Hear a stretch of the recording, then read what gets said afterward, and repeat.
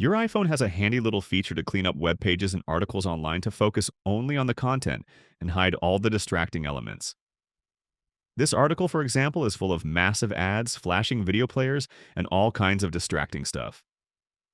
Let me go back and refresh the page. See how down here it tells me Reader Available.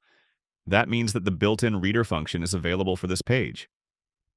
If I tap here and choose Show Reader, look what happens to the web page.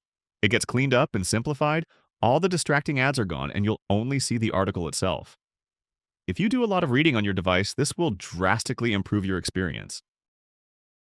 You can also use the reader to customize the look of the web page.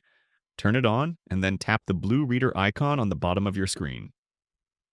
I can now change the color of my page, the font that's being used, and even change the font size to make everything easier to read. Again, great tool to have if you do a lot of reading. Or how about this? I have a page, I turn on the reader, go to the reader options, and from here I can actually tell my phone to read this article out loud for me. NBA Cup 2025.